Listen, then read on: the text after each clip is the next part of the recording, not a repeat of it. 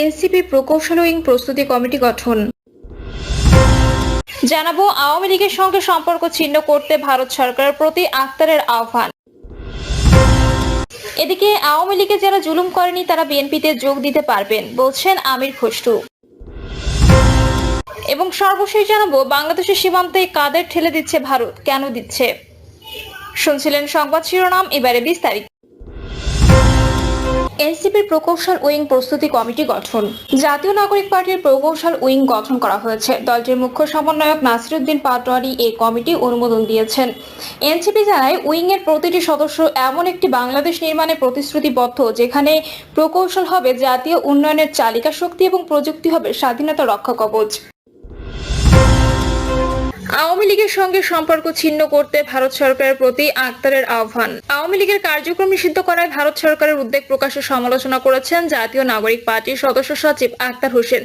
তিনি বলেছেন, আমরা ভারত সরকারের কাছে আহ্বান রাখবো বাংলাদেশে বাকশালী ফ্যাসিবাদী স্বৈরতান্ত্রিক গণহত্যাকারী ও মানবতা বিরোধী অপরাধী আওয়ামী লীগের সঙ্গে আপনাদের যে সম্পর্ক সেই সম্পর্ক ছিন্ন করে এদেশের মানুষের সঙ্গে সম্পর্ক তৈরি করতে হবে। এনসিপি যুব সংগঠন জাতীয় যুব শক্তির আত্মপ্রকাশ অনুষ্ঠানের সমাপনী বক্তব্য দেন আক্তার হোসেন।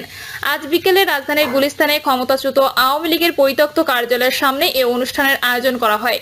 অনুষ্ঠানে এনসিপি সদস্য সচিব আক্তার হোসেন বলেন, বাংলাদেশের যারা গণহত্যা মানবতা বিরোধী অপরাধ করেছেন, অপরাধের দায়ে বাংলাদেশে যাদের রাজনৈতিক কার্যক্রম নিষিদ্ধ হয়েছে সেই আওয়ামী লীগের পক্ষে ভারত সরকার উদ্বেগ প্রকাশ করেছে। ভারত সরকার দীর্ঘ সময় ধরে এদেশের মানুষের সঙ্গে তাদের সম্পর্ক তৈরি করেনি, বরং তাদের সম্পর্ক ছিল এদেশের জনগণ থেকে বিচ্ছিন্ন আওয়ামী লীগের সঙ্গে। এনসিপির এই নেতা বলেন, বাকশালী ফ্যাসিবাদী স্বৈরতান্ত্রিক গণহত্যাকারী ও মানবতা বিরোধী অপরাধী আওয়ামী লীগের সঙ্গে সম্পর্ক ছিন্ন করার জন্য ভারত সরকারের প্রতি আহ্বান থাকবে।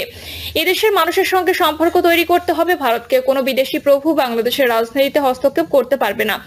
আক্তার বলেন, 2024 সালের 5ই আগস্ট আওয়ামী লীগকে রাজনৈতিকভাবে পরাজিত করা হয়েছে। তাদের আন্দোলন সংগ্রামের মধ্য দিয়ে অন্তর্বর্তী সরকার আইনগতভাবে আওয়ামী লীগের ব্যাপারে সিদ্ধান্ত নিয়েছে। মতাদর্শিকভাবে আওয়ামী লীগের রাজনীতিতে বাংলাদেশ থেকে বিতাড়িত করার সময় এসেছে এখন। আওয়ামী লীগের কার্যক্রম নিষিদ্ধের সিদ্ধান্ত অনেকে মেনে নিতে পারছেন না, এমন মন্তব্য করেছেন এনসিপির এই নেতা।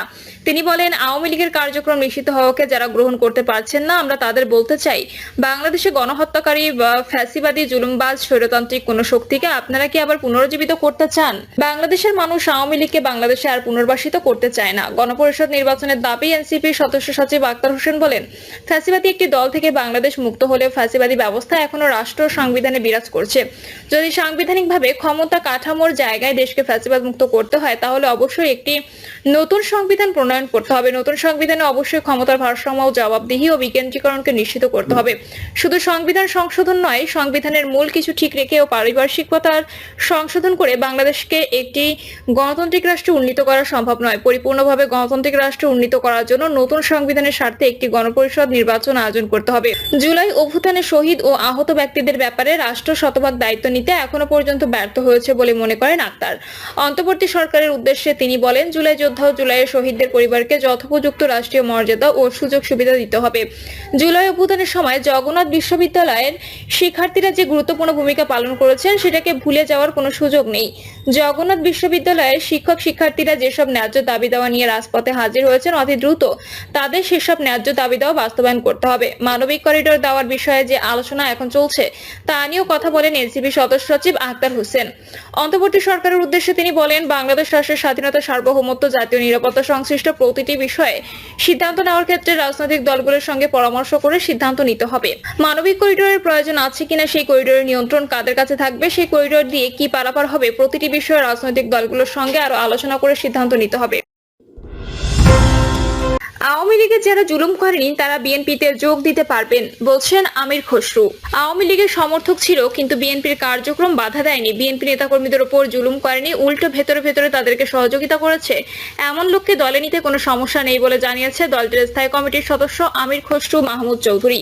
এ সময় আমির খসরু বলেন, দীর্ঘদিন পরে এভাবে সদস্য সংগ্রহ করার সুযোগ আমাদের সামনে এসেছে, এটিকে কাজে লাগাতে হবে। দেশের সবচেয়ে বড় দল বিএনপিতে যোগ দেওয়া গর্বের বিষয়। এর জন্য অনুষ্ঠান করে সবার উপস্থিতি দলের প্রত্যেক একটি ইউনিট সদস্য সংগ্রহ করবে। এগুলো মেইন স্ট্রিম মিডিয়ার প্রচার করতে হবে, পাশাপাশি ফেসবুকে দিতে হবে। তিনি বলেন, সদস্য করার সময় আমাদের খেয়াল রাখতে হবে সামাজিকভাবে অগ্রহণযোগ্য চাঁদাবাজ, সন্ত্রাসী ও দুর্নীতিবাজ ব্যক্তিকে দলে নেওয়া যাবে না, যাদের কারণে আমাদের ভোট কমে যাবে। আবার আওয়ামী লীগের কাউকে দলে নেওয়া যাবে না। তবে আওয়ামী লীগের সমর্থক ছিল কিন্তু বিএনপির কার্যক্রমে বাধা দেয়নি, আমাদের উপর জুলুম করেনি, উল্টো ভেতরে ভেতরে আমাদের সহযোগিতা করেছে। তাদের দলে নিতে কোনো সমস্যা নেই, তবে গোপনে কাউকে সদস্য করা যাবে না। বিএনপিতে যোগ দিতে হলে ঘোষণা দিতে হবে এবং প্রকাশ্যে যোগ দিতে হবে। বাংলাদেশের সীমান্তে কাদের ঠেলে দিচ্ছে ভারত, কেন দিচ্ছে? ভারতে অবৈধভাবে বসবাসকারী বাংলাদেশের সন্দেহ ধরপাকড় শুরু হওয়ার পর থেকে বাংলাদেশে পুশব্যাক করে দেওয়ার বেশ কয়েকটি ঘটনা সামনে এসেছে। ভারতের দিক থেকে যেটা পুশব্যাক বাংলাদেশের চোখে সেটাই পুশিন। এক প্রতিবেদনে বলা হয়েছে, সীমান্তে পুশব্যাক বা পুশিন আসলে এমন একটা পদ্ধতি যেখানে ধরা পড়া ব্যক্তিদের সীমান্তে নিয়ে গিয়ে অন্য দেশের সীমান্তে ঠেলে দেওয়া হয়ে থাকে। এই প্রতিক্রিয়ায় কোনো আইনি স্বীকৃতি নেই ভারতে, কিন্তু দীর্ঘদিন ধরে এই পদ্ধতি চলে আসছে, যেটা আনুষ্ঠানিকভাবে কেউই স্বীকার করে না। ভারতের মানবাধিকার কর্মীরা বলছেন, ভারত থেকে এইভাবে পুশব্যাক করে দেওয়া সম্পূর্ণই আইন বহির্ভূত কাজ। তবে অপ্রাপ্তবয়স্ক বা পাচারের শিকার হওয়া নারীদের অনেক ক্ষেত্রে মানবিক দিক বিবেচনায় নিয়ে বাংলাদেশে ফিরিয়ে দিয়ে তাকে বিএসএফ এই পদ্ধতির অবশ্য আনুষ্ঠানিক স্বীকৃতি দিয়েছে। কাদের পুশব্যাক করা হয়েছে? শুধুমাত্র ভারতের গুজরাট এবং রাজস্থানে গত 3 সপ্তাহে 1000-এরও বেশি মানুষকে চিহ্নিত করেছেন ওই রাজ্যগুলোর পুলিশ। তাদের দাবি, এই চিহ্নিতরা বেআইনিভাবে বাংলাদেশ থেকে এসে বসবাস করছিলেন।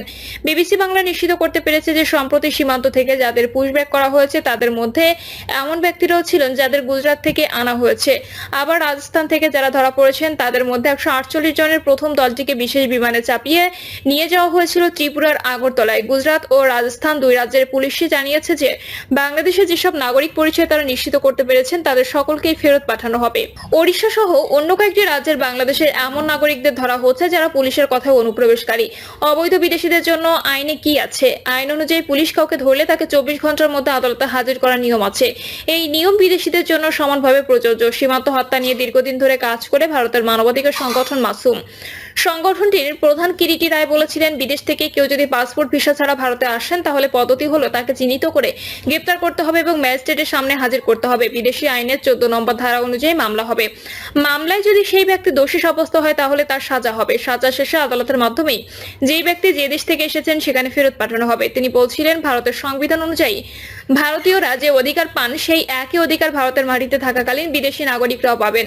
গুজরাট, রাজস্থান বা উত্তরপ্রদেশের কিছু জায়গা থেকে খবর পাচ্ছে যে এই পদ্ধতি না মেনে বাংলাদেশে ঠেলে দেওয়া হচ্ছে। যা হচ্ছে এখন তাতে তো আইন সংবিধান কিছুই তো মানা হচ্ছে না। সাজা হচ্ছে হওয়ার পর নিজ দেশে বিদেশিদের ফেরত পাঠানো অবশ্যই সময় সাপেক্ষ বিষয়, কিন্তু সাজা শেষ হওয়ার অনেক মাস পরেও দেশে ফেরত যেতে পারেননি।